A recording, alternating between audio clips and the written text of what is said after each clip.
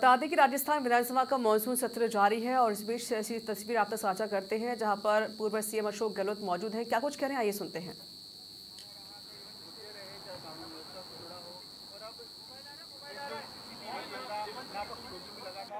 उसको लेकर एक बड़ा मुद्दा है। कितना सही मानते हैं, क्या आपक या नापक लोगों में किस प्रकार की चेंज होना चाहिए? आपने हाउस में देखिए, मुख्य बात यह कि जब से सरकार बनी है तब से जो गवर्नेंस होनी चाहिए थी वो गवर्नेंस हो नहीं पा रही है। या किसी को पूछने में बार बार आगाह करता हूँ सरकार को, आप राजस्थान के जिले में जाएंगे, क्षेत्र में जाएंगे, आपको एक ही आवाज़ मिलेगी। तो कुछ तो कारण होगा कि जनता जो है आम तौर पर बात करती है कि सरकार नाम की चीज़ नहीं है, सुनवाई करने वाले कोई नहीं है। ये स्थिति सरकार की बन चुकी है। अब इनको समझ में नहीं आता, अलग बात है। तो असेंबली का सेशन बुलाने की जब घोषणा हुई और जब इनका जो देख रहे थे इनका रुख क्या है और क्या है, लगने लग गया था ये चाहते हैं कि असेंबली चले ही नहीं। और विपक्ष ने भूमिका शानदार निभाई अपनी, हर इश्यू को लिया। जूली साहब के नेतृत्व में पूरी पार्टी एकजुट रही। उसके कारण देश में मैसेज गया राजस्थान का, पूरे राजस्थान का, खाली प्रदेश में नहीं पूरे मुल्क में मैसेज गया कि विपक्ष जो है वो तमाम मुद्दे उठा रहा जिसकी आज जरूरत है। और अतिवृष्टि का मुद्दा बड़ा था। मुझे आश्चर्य होता है कि जो पार्लियामेंट सेशन चलता है असेंबली का, तो जो बर्निंग इश्यू होते हैं उनको सरकार खुद शिव मोटो उठाती है। अतिवृष्टि हो गई मान लीजिए, तो सरकार को कहना चाहिए कि हम अपना स्टेटमेंट देंगे और उस पर बहस करवाएंगे। अगर तमाम एमएलए साहबान बोलते, माननीय सदस्य बोलते विधानसभा के, उसके पहले कंट्रोल मंत्री जी अपनी बात कहते, जो स्थिति बनी राजस्थान में अतिवृष्टि से वो बताते, उसके बाद में सदन में बहस होती तो ज़्यादा अच्छा होता। उससे सरकार को फ़ायदा है, उनको पूरा फीडबैक मिलता। उसके आधार पर गिरदावरी, स्पेशल गिरदावरी होनी है, किसी को राहत देनी है तत्काल या किसी के लिए सर्वे करवाना बाकी है। अलग अलग जिलों की अलग अलग स्थिति है, पर स्थिति अजीब सी बन गई है। उसके लिए भी सरकार तैयार नहीं है। तो आप सोच सकते हो कि सरकार की मंशा क्या है। बाकी तो बेरोजगारी बहुत भयंकर है।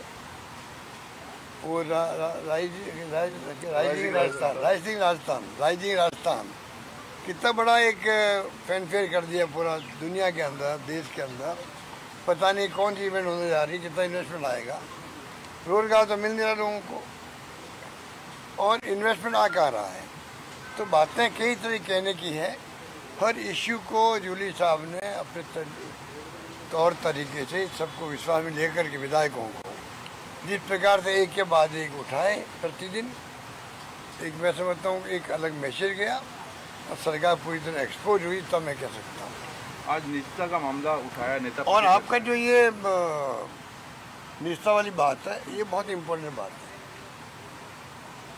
पार्लियामेंट में भी और असेंबली में भी कैमरे लगे हुए हैं। जो आप देखते हैं कि जो लाइव होता है यूट्यूब से, जिससे भी होता है, वो कैमरे लगे हुए हैं, उसमें किसी को एतराज़ नहीं है।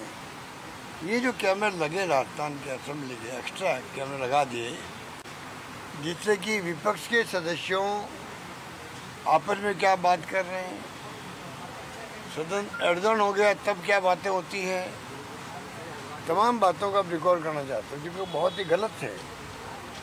सदन की एक सेंटिटी अलग है।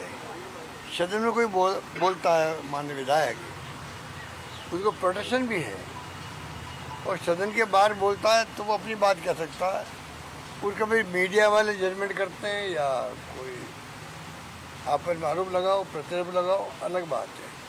पर सदन के बाहर बोलना, और असेंबली चल नहीं रही, एडजर्न हो गई है, ये दो चार सारी बोले थे, अब उनके मुझे क्या बात, उन्होंने खुद ने कहा एक जुमला था या क्या कहते हैं उसको, मुहावरा था, और मैं बोल गया।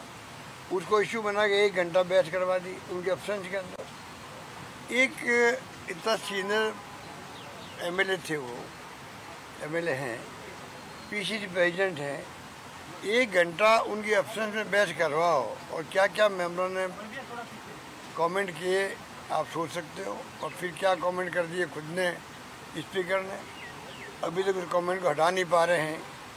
तो ये जो माहौल बना रहे हैं, ये पक्ष विपक्ष में तो दूरियां बढ़ा रहे हैं, जबकि लोकतंत्र में एक हद तक आलोचना जम के सुने सत्ता पक्ष, आलोचना जम के करे विपक्ष, जिसे फ़ायदा है पब्लिक को, ये सब ठीक है, पर सीमा पार नहीं होनी चाहिए। इस प्रकार का बहस करवा के उन्होंने सीमा पार करी, और मैं समझता हूँ कि वो अच्छी परंपरा नहीं।